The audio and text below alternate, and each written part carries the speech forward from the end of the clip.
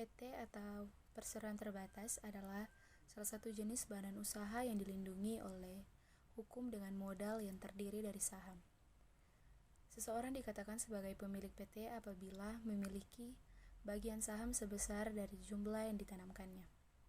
Sesuai dengan Undang-Undang Nomor 40 Tahun 2007 yang membahas mengenai perseroan terbatas atau PT, dikatakan bahwa perusahaan berjenis perseroan terbatas adalah suatu badan yang berbentuk pada hukum yang didirikan berdasarkan perjanjian dan melakukan kegiatan usaha dengan modal dasar yang seluruhnya terbagi dalam saham atau disebut juga dengan persekutuan modal.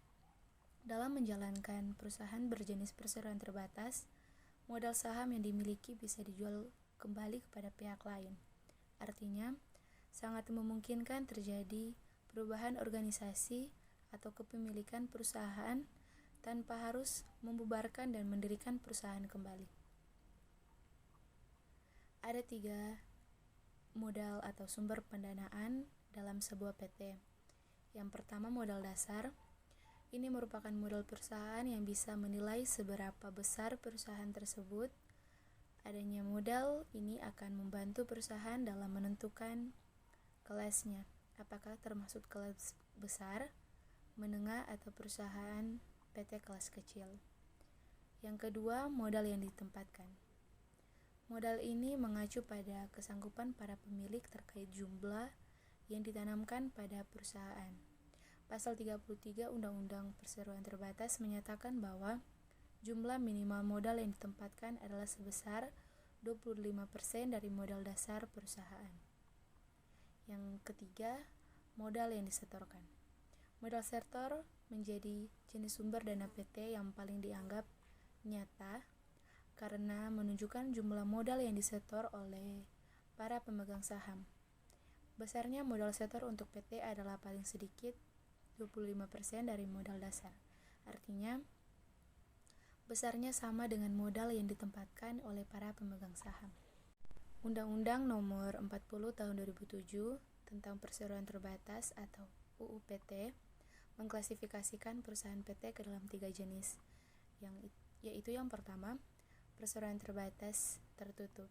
Salah satu ciri khas perusahaan PT tertutup adalah para pemegang saham yang hanya berasal dari kalangan tertentu atau orang-orang yang sudah saling mengenal sebelumnya, seperti misalnya dalam suatu perusahaan keluarga.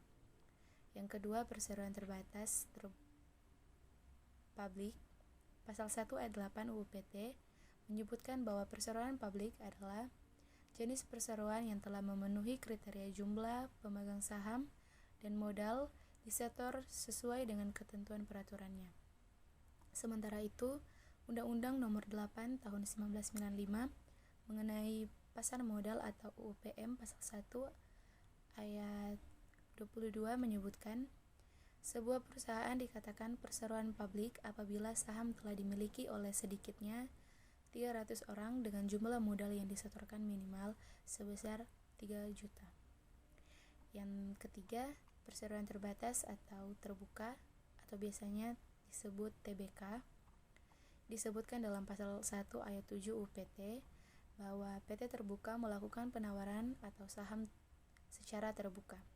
Tidak hanya itu, PT jenis ini juga mampu memenuhi segala persyaratan yang dibutuhkan untuk PT publik dengan melakukan penawaran pada bursa efek alias menjual saham kepada masyarakat. Keunggulan dan kelemahan perseroan terbatas.